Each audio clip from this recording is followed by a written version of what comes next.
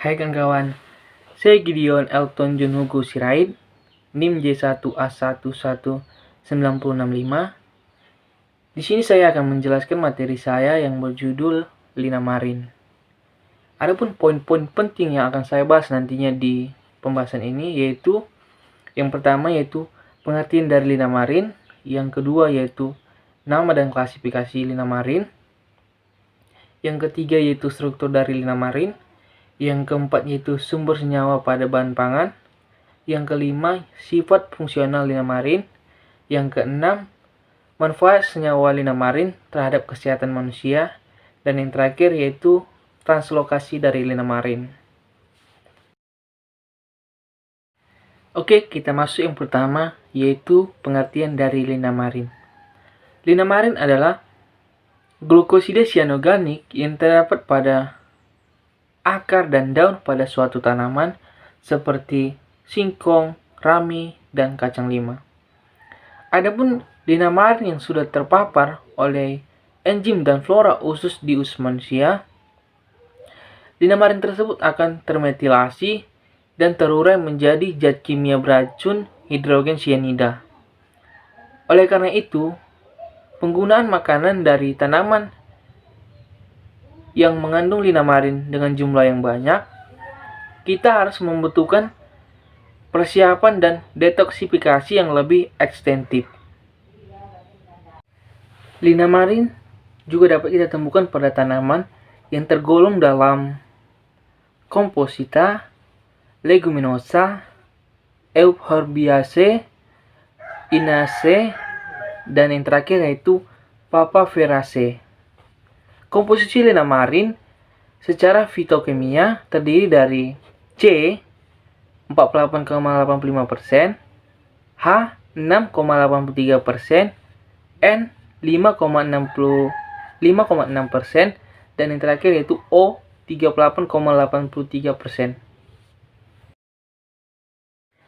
Selanjutnya yang kedua yaitu nama dan klasifikasi dari Linamarin. Nama lain dari Linamarin adalah Paseo lunatean, sedangkan nama IUPAC-nya yaitu 2-metil-3,45-trihidroksi 6-oksan 2Y oksipropanentril. Sedangkan klasifikasinya saya akan menunjukkan slide-nya di sini supaya teman-teman dapat melihatnya.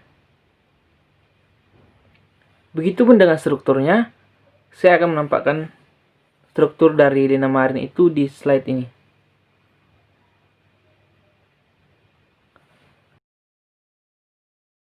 Selanjutnya kita akan membahas mengenai sumber senyawa Linamarin pada bahan pangan. Yang pertama yaitu ubi kayu. Tanaman ubi kayu atau singkong ini merupakan tanaman yang banyak mengandung karbohidrat, kalsium, kalori, serat, fosfor, dan lain-lain. Namun, kandungan dari karbohidratlah yang paling tinggi. Yang kedua yaitu kacang lima.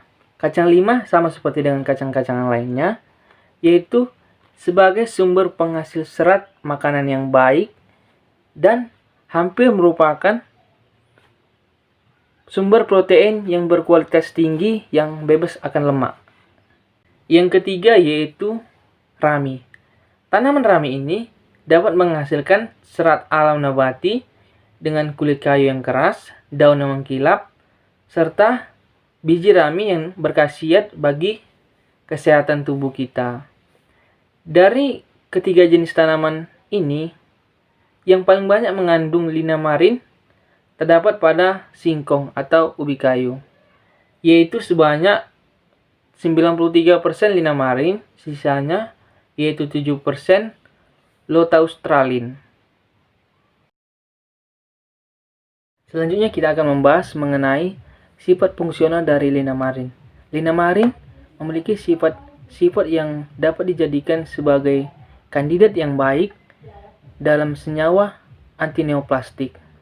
Linamarin juga dapat dikatakan sebagai nitriloasida yang memiliki kandungan senyawa bioaktif vitamin B17 yang nantinya diharapkan pada proses hidrolisis menghasilkan senyawa sitoksin HCN alami dalam tubuh.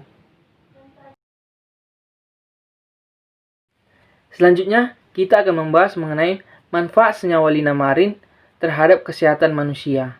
Manfaat utama linamarin ini yaitu sebagai anti kanker, di mana sianida yang dihasilkan oleh linamarin merupakan agen sitotoksik yang berpotensi untuk membunuh sel dengan berjalan menghambat sitokrom oksidasi pada rantai transport elektron mitokondria sel kanker.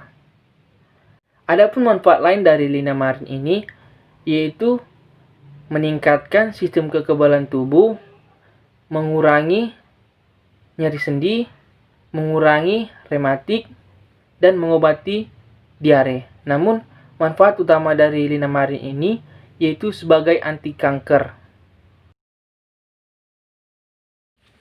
Selanjutnya kita akan bahas mengenai translokasi dari linamarin. Translokasi dari linamarin berlangsung dari daun menuju ke akar. Dan menurut Satana et al. 2002 mengatakan bahwa sintesis linamarin dan senyawa glukosida sianogen yang lain terakumulasi pada akar yang disintesis di pucuk daun. Kemudian ditranslokasikan kembali ke akar di mana senyawa tersebut disimpan.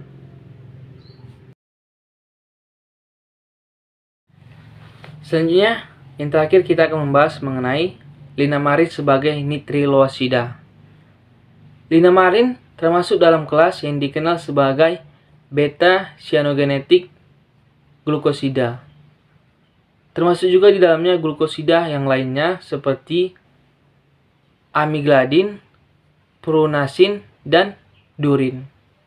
Linamarin ini sering juga disebut sebagai nitriloasida, di mana senyawa-senyawa tersebut didefinisikan sebagai senyawa yang larut dalam air, tidak beracun, dan senyawa yang bergula yang terdapat pada tumbuh-tumbuhan. Mungkin hanya itu aja materi yang dapat saya sampaikan. Cukup sekian dan terima kasih.